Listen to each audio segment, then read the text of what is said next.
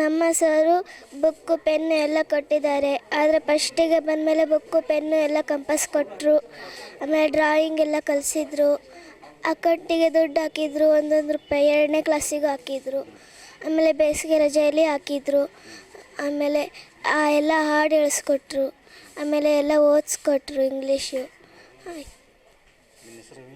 2ರಿಂದ 7ನೇ ತರಗತಿಗೆ 9 ವಿದ್ಯಾರ್ಥಿಗಳು ಹಾಗೂ 1ನೇ ತರಗತಿಗೆ 3 ವಿದ್ಯಾರ್ಥಿಗಳು ದಾಖಲು ಆಗಿದ್ದು ಆ ಮಕ್ಕಳಿಗೂ ಸಹ ನಾವು 1,111 ರೂಪಾಯಿ ಹಣವನ್ನು ಠೇವಣಿಯನ್ನು ಜಮಾ ಮಾಡುತ್ತೇವೆ.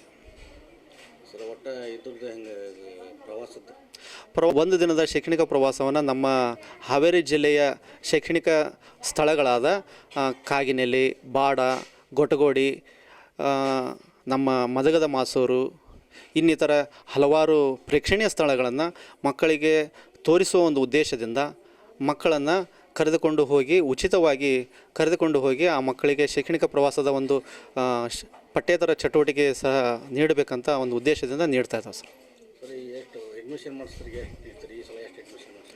ಸರ್. ಈ ವರ್ಷ 2ರಿಂದ 7ನೇ ತರಗತಿ ವಿದ್ಯಾರ್ಥಿಗಳು 9 ವಿದ್ಯಾರ್ಥಿಗಳು ಅಡ್ಮಿಷನ್ ಆಗಿದ್ದವು. ಆ ಮಕ್ಕಳಿಗೂ ಸಹ ನಾವು ಠೇವಣಿಯನ್ನು ನೀಡುತ್ತಿದ್ದು, ಅದೇ ರೀತಿಯಾಗಿ 1ನೇ ತರಗತಿಗೆ 3 ವಿದ್ಯಾರ್ಥಿಗಳು ದಾಖಲಾಗುವ ಸಂಭವ ಇದ್ದು ಆ ಮಕ್ಕಳಿಗೂ ಸಹ ನಾವು ವಿದ್ಯಾರ್ಥಿಗಳಿಗೆ ಠೇವಣಿಯನ್ನು ನೀಡ್ತಿದ್ದೇವೆ.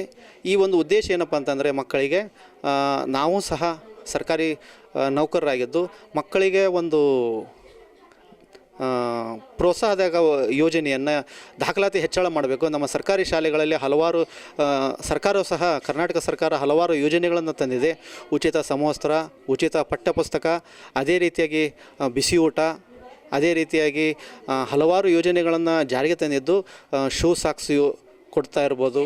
ಇನ್ನಿತರ ಹಲವಾರು ಯೋಜನೆಗಳನ್ನು ನೀಡ್ತಾ ಇದ್ದದ್ದು ನಾವು ಶಿಕ್ಷಕರು ಸಹ ನಮ್ಮ ಒಂದು ವೈಯಕ್ತಿಕವಾಗಿ ಏನಾದರೂ ಮಾಡಬೇಕನ್ನೋ ಒಂದು ಉದ್ದೇಶದಿಂದ ನಾವು ಸಹ ಒಂದು ಬಡತನ ಒಂದು ಕುಟುಂಬದಲ್ಲಿ ಓದಿ ಈ ಒಂದು ಶಿಕ್ಷಕ ವೃತ್ತಿಗೆ ಬಂದಿದ್ದು, ಈಗ ನಾವು ಈ ಮಕ್ಕಳಿಗಾಗಿ ನೀಡುವ ಒಂದು ಉದ್ದೇಶದಿಂದ ಈ ಒಂದು ಯೋಜನೆಯನ್ನು ಜಾರಿಗೆ ತಂದಿದ್ದೇನೆ ಸರ್. 1111 ರೂಪಾಯಿನ ಈ 1111 ಅನ್ನೋದು ಒಂದು 2025ನೇ ಇಸ್ವಿಯಲ್ಲಿ ಒಬ್ಬರು ಬೆಳಗಾವಿ ಡಿಸ್ಟಿಕ್ನಲ್ಲಿ ಒಬ್ಬರು ಪಾಟೀಲ್ ಅನ್ನೋ ಮುಖ್ಯ ಶಿಕ್ಷಕರು ಈ ಯೋಜನೆಯನ್ನು ಜಾರಿ ತಂದಿದ್ದನ್ನು ನಾನು ಪತ್ರಿಕೆಯಲ್ಲಿ ಓದಿ ನೋಡಿದಾಗ ಅದೇ ಒಂದು ಯೋಜನೆಯನ್ನು ನಾನು ಸಹ ಕಂಟಿನ್ಯೂ ಮಾಡಿದೆ ಸರ್. 1 ರೂಪಾಯಿ ಹೆಂಗಿರುತ್ತೆ ಸರ್? 1 ರೂಪಾಯಿ ಅನ್ನೋದು 1ನೇ ತರಗತಿ ಮತ್ತು 2ನೇ ತರಗತಿ ವಿದ್ಯಾರ್ಥಿಗಳಿಗೆ ಪ್ರತಿ ದಿನಕ್ಕೆ ಹಾಜರಾತಿಯನ್ನು ನೋಡಿಕೊಂಡು ತಿಂಗಳ ಕೊನೆಗೆ ಮಕ್ಕಳ ಹಾಜರಾತಿಯನ್ನು ನೋಡಿಕೊಂಡು ಆ ಮಕ್ಕಳ ಖಾತೆಗೆ ನಾವು ಹಣವನ್ನು ಸ್ಥಳೀಯವಾದ ಬ್ಯಾಂಕಿಗೆ ಅವರ ಅಕೌಂಟ್ ಇದೆ, ಆ ಅಕೌಂಟ್ನಲ್ಲಿ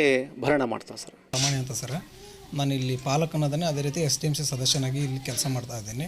ಸರಿಗೆ ಹೆಗಲಾಗಿ ನಾವು ಇಲ್ಲಿ ಕೆಲಸ ಮಾಡ್ತಾಯಿದ್ದೀವಿ. ಯಾಕಂದ್ರೆ ಇವತ್ತಿನ ಜಗತ್ತಿಗೆ ಏನು ಬೇಕು ಅದನ್ನೆಲ್ಲದು ನಮ್ಮ ಶಾಲೆಯಲ್ಲಿ ಪೂರೈಸೋದ್ರಿಂದ ನಮಗೆ ಖುಷಿಯಾಗಿ ಪ್ರೈವೇಟಿಗೆ ಹೋದಂಥ ಮಕ್ಕಳು ಸಹ ಈ ವರ್ಷ ಒಂದು 7-8 ಹುಡುಗರು ಇಲ್ಲಿ ಅಡ್ಮಿಷನ್ ಆಗಿದ್ದು ನೋಡಿ ನಮ್ಗೆ ಭಾಳ ಖುಷಿಯಾಗೈತಿ. ಯಾಕಂದ್ರೆ ಅದೇ ಅವ್ರು ಹೆಂಗೆ ಕೆಲಸ ಮಾಡ್ತಾರೆ ಅದೇ ರೀತಿಯಾಗಿ ಸಹ ಶಿಕ್ಷಕಿಯರು ಸಹ ತಮ್ಮ ವೈಯಕ್ತಿಕ ಕಾಳಜಿ ವಹಿಸಿ ಪ್ರತಿಯೊಂದು ಮಗುವಿಗೂ ಗಮನ ಕೊಟ್ಟು ಕಲಿಸ್ತಾ ಇರೋದ್ರಿಂದ ನೀವು ಬೇಕಾದ್ರೆ ಉದಾಹರಣೆಗೆ ಒಂದು ಹುಡುಗನಾದರೂ ಇಲ್ಲಿ ಕರೆಸಿ ಪ್ರಶ್ನೆ ಕೇಳ್ಬೋದು. ಅವ್ರು ಎಷ್ಟು ರೀತಿ ಆನ್ಸರ್ ಮಾಡ್ತಾರೆ ಅಂದರೆ ಅಷ್ಟೊಂದು ಇದು ಆಗಿದ್ದಾವೆ, ಪರ್ಫೆಕ್ಟ್ ಆಗಿದ್ದಾರೆ ಅವರು. ಅದೇ ರೀತಿ 1 to 7th ಯಾರೇ ಅಡ್ಮಿಷನ್ ಆಗಲಿ ಅವರಿಗೆ 1111 ರೂಪಾಯಿ ನೇರವಾಗಿ ಅವ್ರ ಅಕೌಂಟಿಗೆ ಜಮಾ ಮಾಡ್ತಾ ಇದ್ದಾರೆ. ಆಮೇಲೆ ಅದೇ ರೀತಿ ಹಾಜರಾತಿ ಹೆಚ್ಚಿಗೆ ಆಗಲಿ ಅಂದ ಪ್ರತಿಯೊಂದು ದಿನಕ್ಕೆ 1 ರೂಪಾಯಿ ಅಂತ ಹೇಳಿ ಆ ಪ್ರತಿಯೊಂದು ಮಗುವಿನ ಅಕೌಂಟು ಸಹ ಅವರೇ ಮಾಡಿಸಿದ್ದಾರೆ.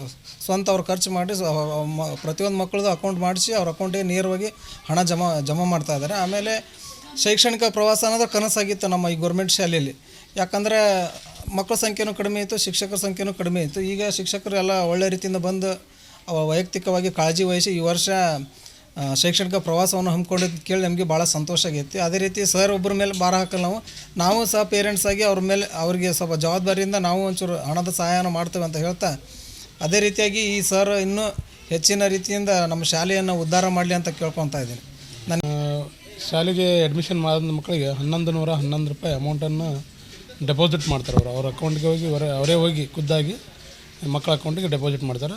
ಆಮೇಲೆ ಡೈಲಿ ಮಕ್ಕಳಿಗೆ ಪ್ರತಿದಿನ ಒಂದು ದಿನಕ್ಕೆ 1 ರೂಪಾಯಿ ಅಂತ ಅವ್ರು ಕೊಡ್ತಾರೆ. ಶಾಲೆ ಅಭಿವೃದ್ಧಿ ಅವ್ರು ಬಂದಮೇಲೆ ಭಾಳ ಚೆನ್ನಾಗಿದೆ. ಅದ್ರ ಬಗ್ಗೆ